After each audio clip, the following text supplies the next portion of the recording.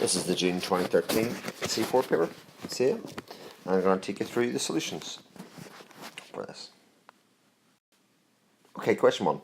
The motion of a toy car on a racetrack can be modelled by the equations x equals 3 cos t and y equals sine 2t. Find dy by dx when t equals 2. For 5 marks.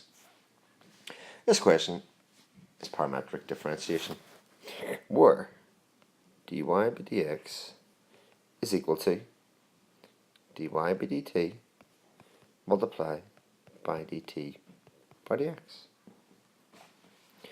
So I take each part separately. I take my x equals 3 cos t and I differentiate. My dx by dt will then be the differential of cos is minus sine, so it's minus 3 sine t. If I make that a bit smaller. And then I do my y version. I do y equals sine 2t. The differential of that is dy by dt. And the differential of sine is cos.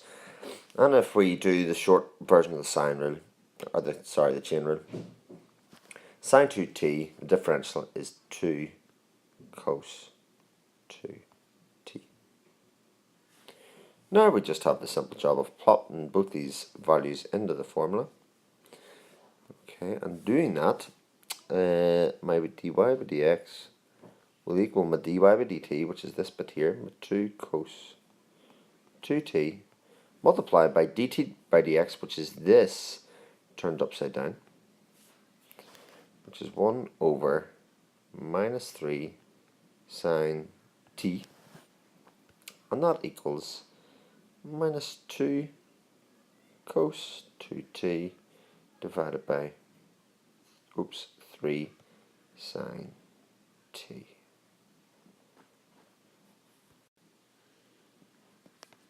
I just have one thing left to do, so I've got my dy by dx. I need to find out the value of dy by dx when t equals 2. So I'm going to substitute my values in, so I'm going to have minus 2 cos of 2 times 2 divided by 3 sine of 2. Making sure my calculator is in radians, and that will give me 0.4 as I run out a bit of space.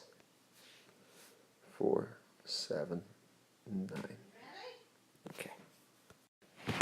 Question 2. The vectors question, where you're given A and B as two vectors, both with a parameter t. First part is only for 1 mark, so state the value of t for which the vectors are parallel. Vectors are parallel when their basic shape is the same and basically one vector is a multiple of the other one. So if we look at our k coefficients, we'll see that for b we've got 2k and for a we've got 1k, so b is twice a there, and we'll do the same for the I, the coefficients 2t and t, then 1 is twice the other. So if this is to be parallel, then the j component must also be twice the other one. So for part 1, 2 times 5 equals 10. So t must equal 10 to be parallel. For part B, find the values of t for which the vectors are perpendicular. So for the vectors to be perpendicular, then AR scalar product, whoops, that's the worst dot I've done yet, must be equal to naught. And to get the scalar product, you multiply the I components, so 2t times t gives you 2t squared, plus 5t, plus 2, and that equals naught.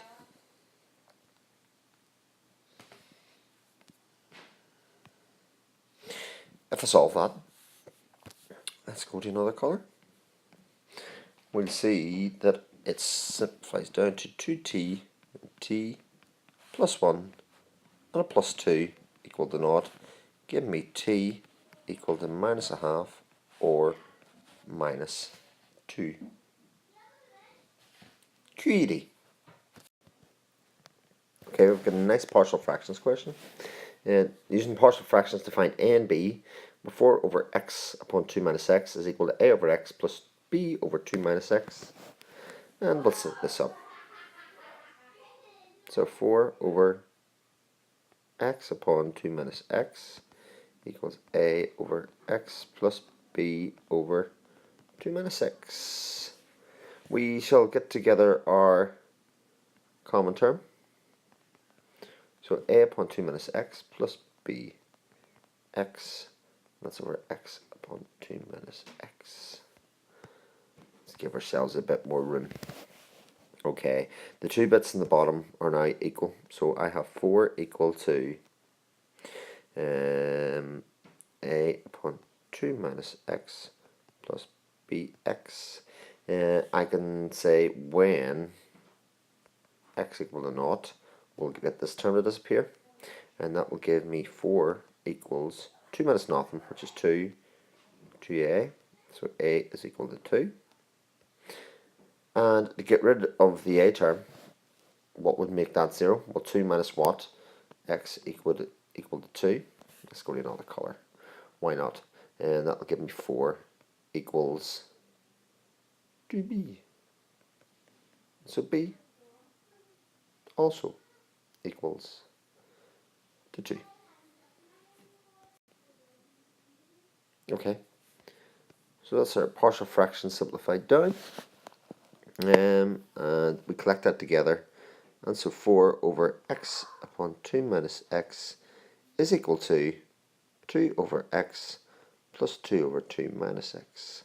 The next part says that we should integrate that, find the integral of that with respect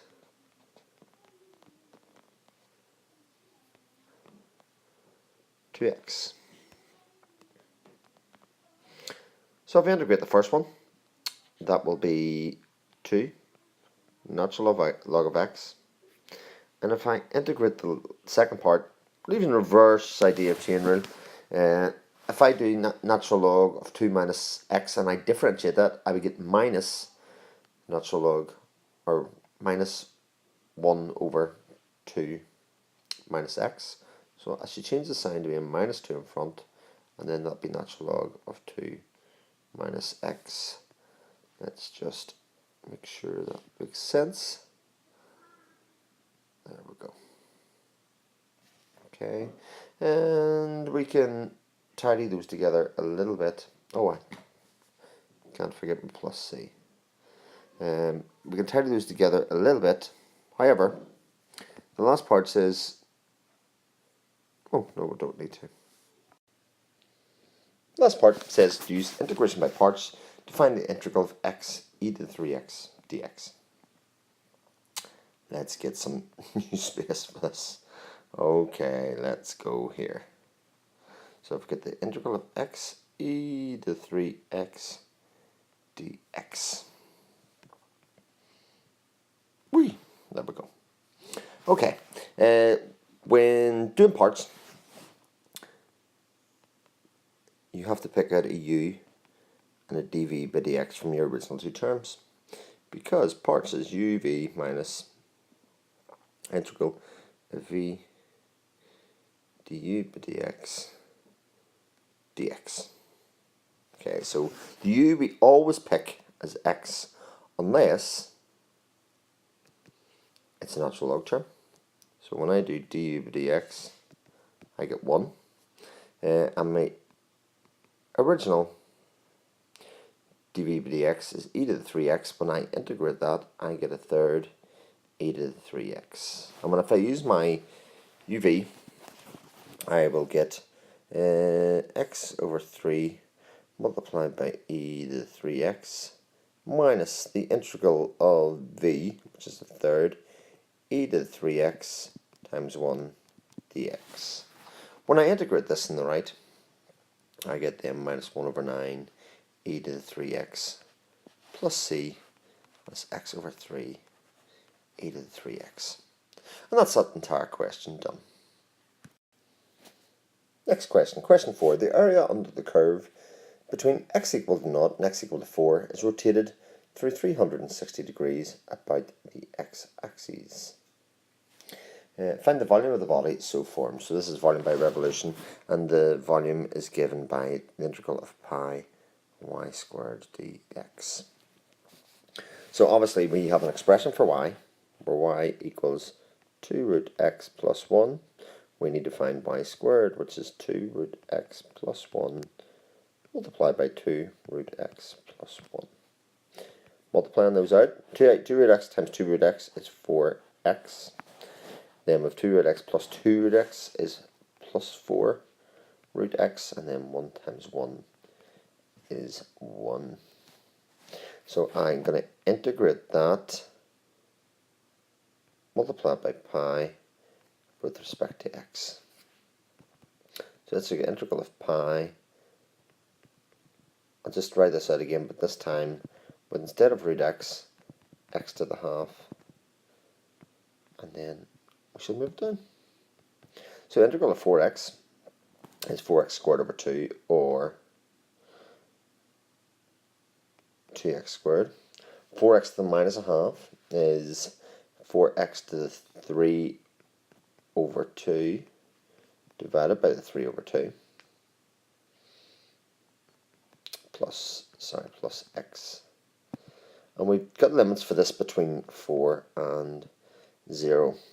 So I'll actually go back to the bit at the start of the question, and then I'll put my limits of 4 and 0 in.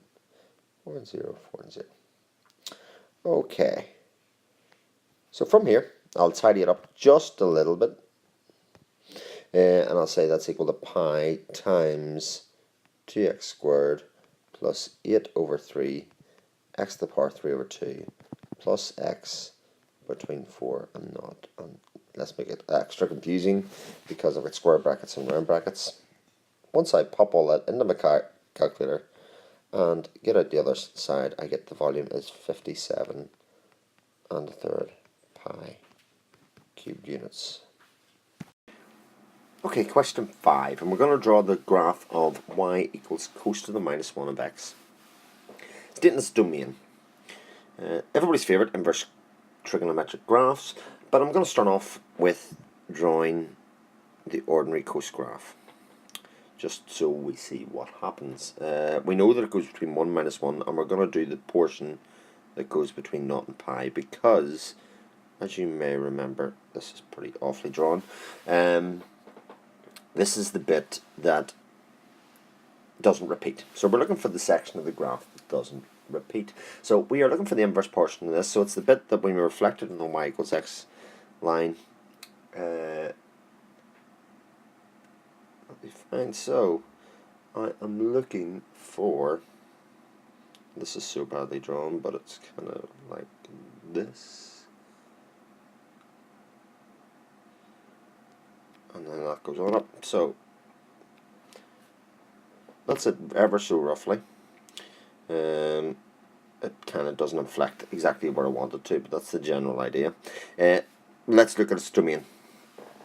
A domain of an inverse function is the same as the range of the input function. So the range, or the maximum values of y for cos x are 1 and minus 1. So the domain, or the input values for the inverse function, are also between x and minus 1, or between minus 1 and 1, which is supercalifragilisticexpialidocious. Excellent. So, sorry, I'm forgetting that. Also equal to. If I do the next part of the question, we're going to solve the equation. I'm going to draw it out first. Sine of theta plus 30 minus cos of theta plus 60, and that's equal to 1. Now, let's just keep that. We'll move that up there, and let's use our double angle formulas, or our expanded angle formulas, and our addition formulas to expand these. So sine A plus B is sine A cos B plus cos A sine B. And we'll tidy this up first by saying that cos 30 is root 3 over 2 sine A plus sine 30 is a half, so half cos theta. and we will do that equates that bit equates to that. So if I do the cos theta plus 60,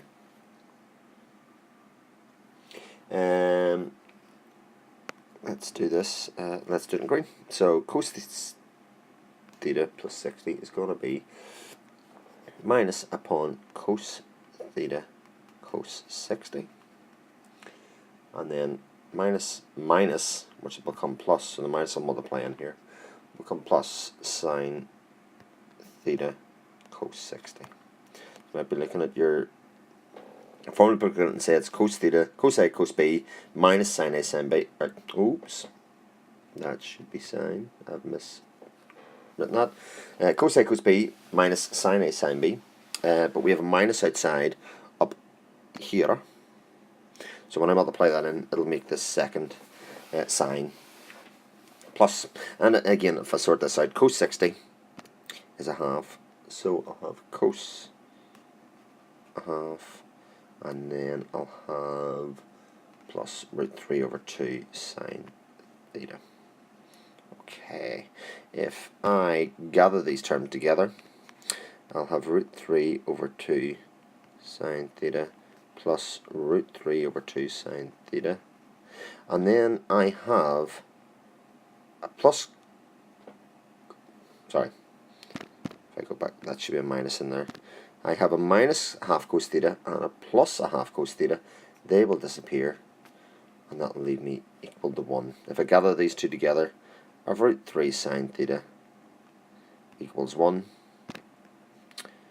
Let's divide over by the root 3, and I have sine theta equals 1 over root 3, or that gives me theta equal to 35.3. And if I do my little sketch at the side of the graphs, my sine graph goes like that. So I'll have a value at plus 35.3. I'll have 1 on 180 minus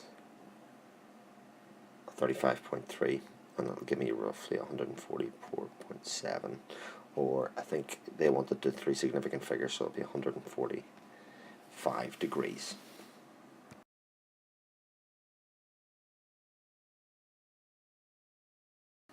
Differential equations, another of everybody's favourites. Brilliant. The rate at which a body loses speed, s in meters per second, as it travels through a resistive medium at time t seconds, is proportional to the square of its speed at that time. Going back just to GCSE, and that would have been, speed with respect to time varies as s squared. So we're going to say that the rate of change of the speed varies as s squared. And when we model this as an equation, this gives us ds by dt equals some constant times s squared.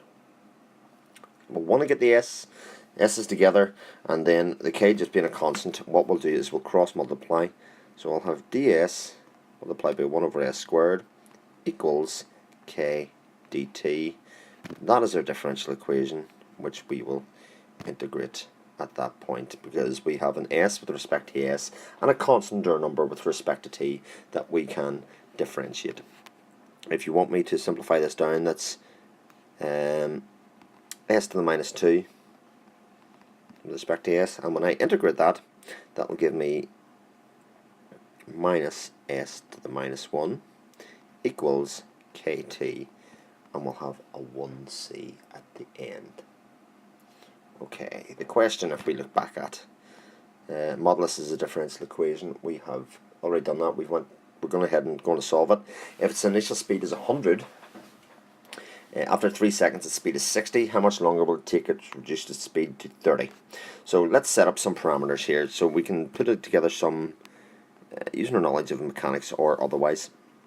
Its initial speed means time is equal to 0, and its speed, or sorry, s is equal to, let's get the question, sorry, is 100. So if I pop that in, I will get that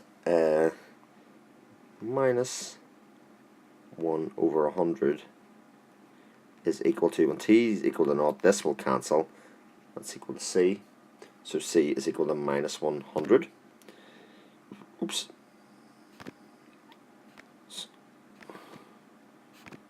Do that, and let's move it. As the next part, says after 3 seconds, its speed is 60. So if I put t equal to 3, s equals 60.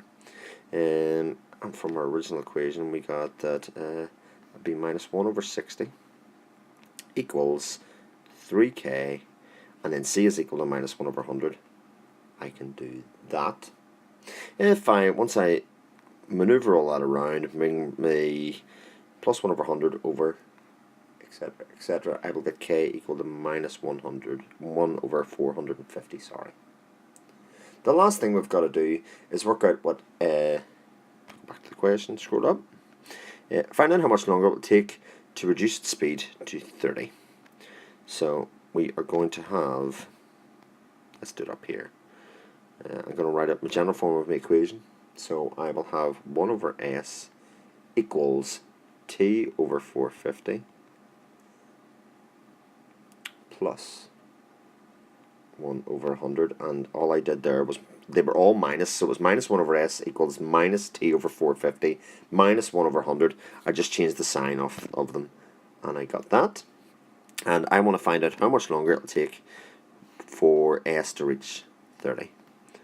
So t equals 450 plus 1 over 100. Once I reorganize all my bits, I'll find out that that is 10.5 seconds. Careful though, it says in the question, how much longer does it take? Well, the last calculation we did was at t equal to 3. So at t equal to 3, I'll take those 3 seconds away and I'll get 7.5 seconds. QED. Nearly there. Question 7. The function h, or h, is defined as h of x equals x over 2, x plus 2 divided by x minus 3, where x is part of the real set of numbers and x cannot equal to 3. We've got to find the inverse function h to the minus 1 of x stating its domain. And the way that I taught you to do this was think of the original expression as y equals, and we're going to rearrange it and make x the subject of the formula. To do that, I'm going to multiply across by my x minus 3 first, and get yx minus 3y equals x plus 2. Rearranging, let's move this up a little bit, and get all mixed terms to the left, equals 3y plus 2, terrible 3. I'm going to take x out as a factor, and that'll leave me y minus 1 equals 3y plus 2. Divide across, and that'll give me 3y plus 2 over y minus 1. Nearly finished. To get our inverse function of h, we just rewrite this, but with the y's replaced by x's again, and that will give me 3x plus 2 over x minus 1. Now we've got to state its domain, so x is going to be every real number. Let's call it that in. Not as easy to do as you'd think on this. Nicely done. And the one value that x cannot take, well, if x was 1, then we would have it divided by 0 in the bottom, and that would be a problem. So x cannot equal to 1. QED. Second part. Rewrite x plus 2 divided by x minus 3 in the form a plus b over x minus 3. Bit of a funny question to throw in now if you ask me, but let's just do our algebraic division. So x plus 2 divided by x minus 3. Many x's go into x, goes once, it'll be x minus 3, and if I take these away, x minus x disappears, and plus 2 minus minus 3 gives me plus 5. I can just write this in the form 1 plus 5 over x minus 3. Like I say, rather strange question to throw in just then. I've got to write down two functions, f of x and g of x, such that h of x equals f g of x, and neither f x nor g of x may be the identity function. So, let me see. So, there are a number of ways to do this. I'm going to just box this solution off. So I want to end up with this thing here, and f g of x means we're going to put this function into this one. So I can generate a solution whereby f of x is equal to just 1 plus x, and I'm going to replace this x with g of x, and you'll probably see that I could replace that with that. So g of x could just equal 5 over x minus 3, where we'd have to probably state that our domain was part of the real numbers, and x could not equal 3, just as before.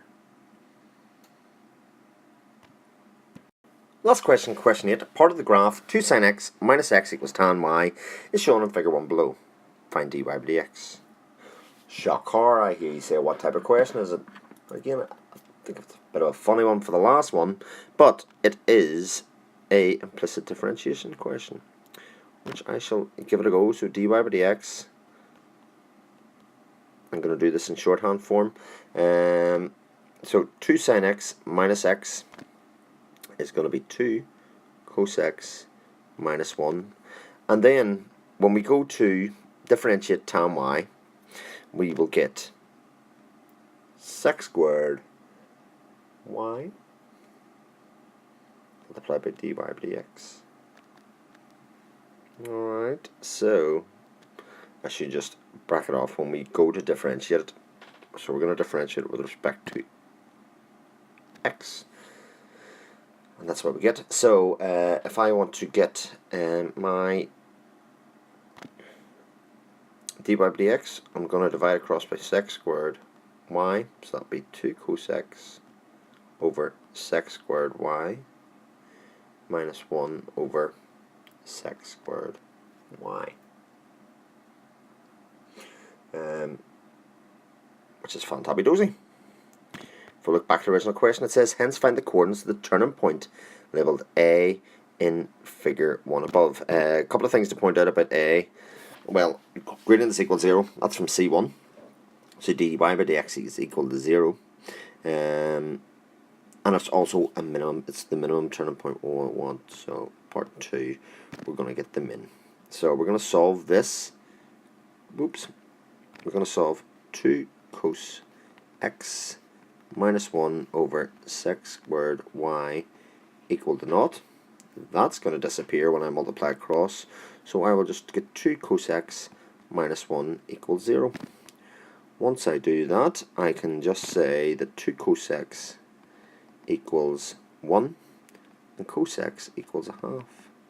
The values at which that occurs, is pi over 3 or 60 degrees. If I go back to my original question and check, we want the solution over there. So we can also go from our cos graph. If I draw a little cos graph for myself, it's symmetrical. So if I want a pi over 3 there, I've also got one at minus pi over 3. And when we plug that in, we can see, once we do our dy by dx squared, where is our result function? Well, we actually don't need to, because we can see that it's minus pi over 3 is where the value is. I can just plug in to get my value of y. So I've got my x value there. To get my value of y, I plug that into my original function, which is y equal to 2 sine minus pi over 3 minus pi over 3 equals tan y. Once I plug all that out, I will get y equal to minus 0.6, and therefore my coordinates are, sorry, I don't need that, are just minus pi over 3 and minus 0.6.